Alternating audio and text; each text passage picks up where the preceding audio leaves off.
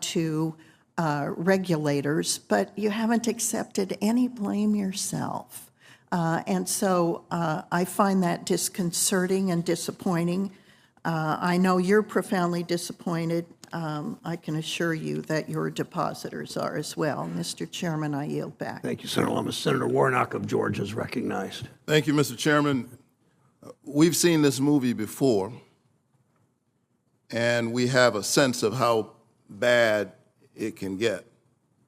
Back during the 2008 crisis, we all remember that many of the bankers who got us into that mess kept their cushy salaries while families across the country lost their jobs, lost their homes, lost everything.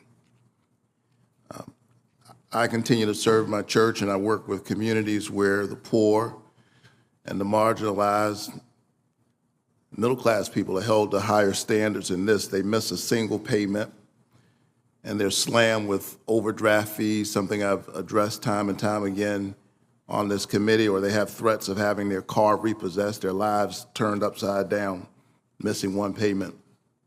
Hardworking families, it seems to me, shouldn't have to bail out the bankers or any executive of any company who made risky and unnecessary bets that failed. Mr. Becker, what was your compensation over the last year?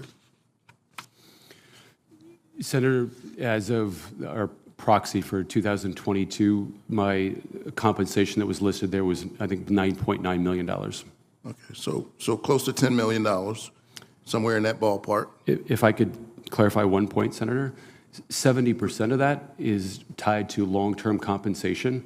So just to clarify, that would have been paid out over 3 to 4 years, not in the current year. But it's still a lot of money. Yes, it is. Yes or no, because we have limited time. Do you believe that poor management and decision-making were principal factors in your bank's failure? Senator, what I tried to articulate in my written yes or no, testimony, do you believe that poor management and decision-making were principal factors in your bank's failure? Yes or no? Senator, I believe it was a series of unprecedented events that all came together in the fastest bank run in history. Did you make any poor decisions? Senator, based on a previous question that was asked about looking at in hindsight, I truly do believe that with the information we had at the time when we made our decisions, that we made the best decisions that we could have. Yes or no, did you consider the consequences of your decisions on the wider financial system? The number of uninsured deposits you had at your bank, the issues that have already been raised here. Did you consider the consequences of your decisions for these ordinary folks that I'm talking about back in Georgia who would lose their home, lose everything over much smaller lapses?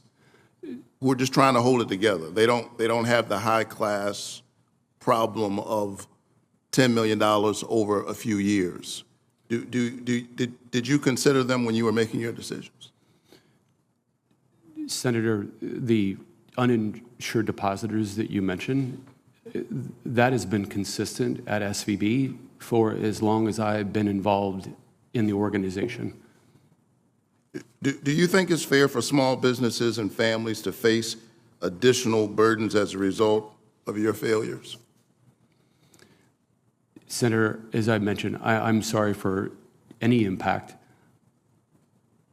that's happening with clients or employees, shareholders, to include small business. Right.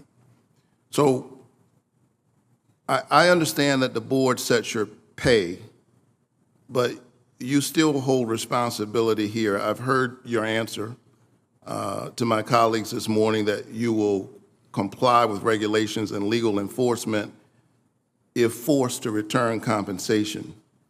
I guess I want to ask a slightly different question. In the wake of your failure, do you think it's right for you to keep that money?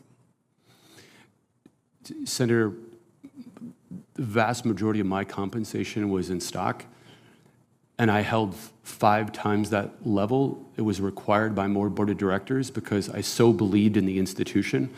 On March 10th, that went to 0 because I planned to keep it until after I retired because that's how much I believed in the institution. So you think you should keep the money, the compensation? Is that the answer?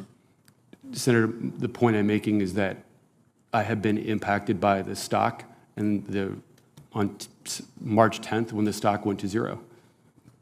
So, you know, I guess my point here is that it seems to me that as we think about this and we look at what we've got to do going forward, we've got to center the concerns of ordinary people. You know, people who are just trying to make it, like most Americans, most Georgians, from paycheck to paycheck. Those are the folks I'm thinking about, and I'll be considering as we think about what we need to do moving forward. Thank you so much. Senator Fetterman's recognized from